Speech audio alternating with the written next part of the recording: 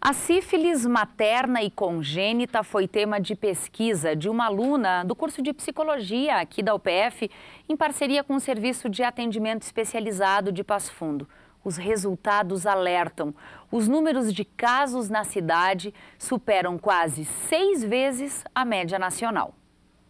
A Natália é estudante de psicologia da universidade, mas decidiu fazer um trabalho em uma área um pouco distante da dela.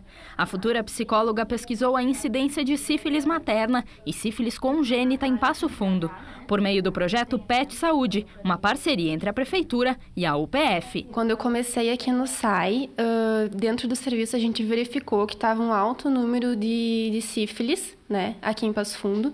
Então surgiu a ideia da gente fazer a pesquisa, como é que estava essa questão na sífilis congênita. O que é a sífilis congênita? É quando a mãe tem sífilis, não trata e o bebezinho nasce com sífilis, né? Ela é uma complicação da sífilis materna. A pesquisa analisou o índice de notificações de sífilis em gestantes e nos bebês, assim como o tratamento realizado no pré-natal. Em 2015, 135 casos foram notificados em mulheres grávidas e 88 em bebês. Os estudos ocorreram junto ao Serviço de Atendimento Especializado, o SAI. Hoje a gente está no ano de 2015, que foi a nossa pesquisa, né? Com 25 casos de sífilis para cada 1.000 nascidos vivos.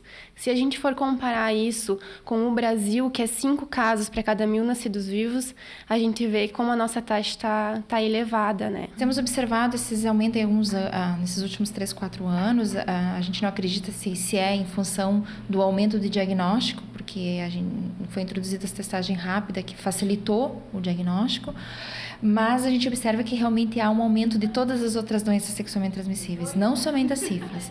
Então, são informações que nos preocupam, porque a gente tem observado crianças nascendo com sífilis, a gente tem observado também gestantes que acabam evoluindo para aborto ou um trabalho de parto prematuro, em função, às vezes, de sífilis. O trabalho conquistou o Prêmio Aluno Pesquisador na área de Ciências Biológicas e Saúde, entregue na Semana do Conhecimento 2016 da UPF. Também é gratificante para mim, porque eu sou aluna da psicologia, então eu estou fazendo um trabalho junto com uma enfermeira, né? Estou saindo da minha área e entrando em outra área em conjunto. Então foi gratificante por duas partes, por ganhar e por poder ter conhecimento numa área que não é tão própria da psicologia. E a pesquisa não vai parar por aqui. A ideia é continuar trabalhando para que menos pessoas sofram com a doença. Primeiro a gente tem que levantar agora também dados assim, onde está sendo as falhas, né? As falhas estão sendo só na assistência da gestante, as falhas estão sendo na assistência desses bebezinhos quando nasce, os testes estão sendo oferecidos para toda a população, em todas as unidades de saúde, que as pessoas tenham o hábito de fazer esses exames, não só da sífilis, mas tem outros testes também que são oferecidos, né? Então, vale o recado aí, as pessoas têm que se prevenir. Bom, a sífilis é uma doença sexualmente transmissível e também um mal silencioso, que requer muitos cuidados. Para falar um pouco mais sobre este assunto, nós convidamos o ginecologista Tadeu Pereira. Doutor, seja bem-vindo ao UPF TV. Bom, o Brasil vive novamente uma epidemia de sífilis. É essa a sensação e é também o que os números mostram, segundo dados recentes do Ministério da Saúde. Numa época em que existem tantas formas de prevenção, existe tanta informação, por que esse resultado surpreende, doutor? Como é que a gente pode entender esses números? Bom, em primeiro lugar é que a sífilis começou a ficar de notificação compulsória a partir de 2011. Mas os dados são verdadeiros, porque houve um relaxamento na prevenção, no uso de preservativo, e toda a sociedade vem notando um aumento da incidência de HIV, e como é uma DST, a sífilis, por conseguinte, vem junto, aumentando os índices. E o mais perigoso da sífilis é que a sífilis, em fases iniciais, ela dá primeiro uma lesão silenciosa, indolor, depois ela passa para manchas na pele, isso ao final de 6 meses dá essas manchas, e depois ela entra numa fase de adormecimento em que pode durar anos. E a paciente transmite a sífilis, transmite principalmente para o filho, e ela não sente nada.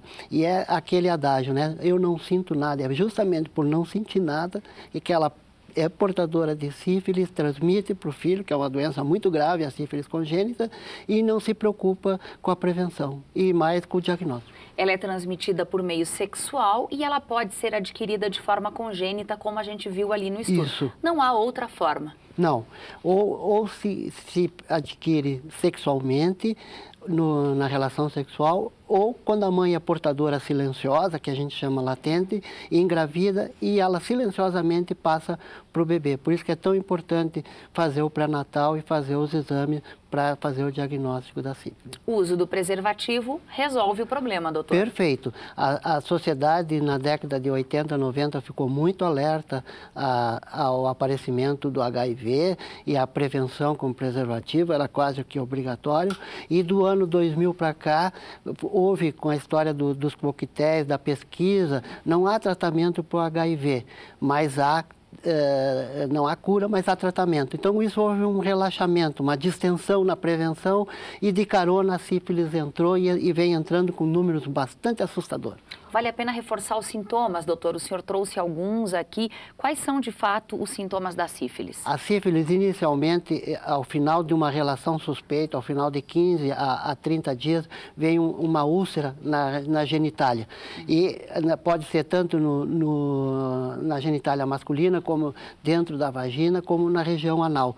E como ela é indolor, na vagina e na região anal, muitas vezes não é vista e ela passa desapercebida. E ao final de 6 meses, ela surge como lesões na pele, geralmente na palma da mão e na palma dos pés ou em volta do pescoço. Lesões bolhosas ou exantema, lesões avermelhadas.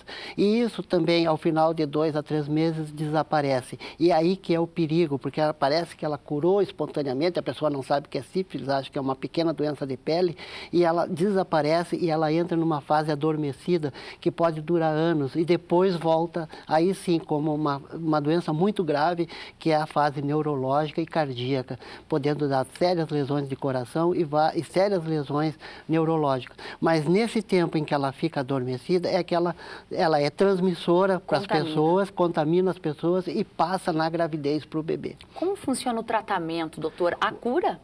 O tratamento é o mais simples possível do mundo, é usado penicilina, que é o antibiótico mais antigo.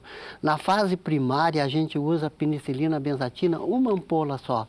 Naquela fase de pele, que é a secundária, é usado 3 ampolas com intervalo de 3 semanas. Então, se faz uma penicilina benzatina hoje, daqui 7 dias outra, e daqui mais 7 dias outra. Quer dizer, em 14 dias se cura a sífilis. E os exames também o diagnóstico é rapidíssimo.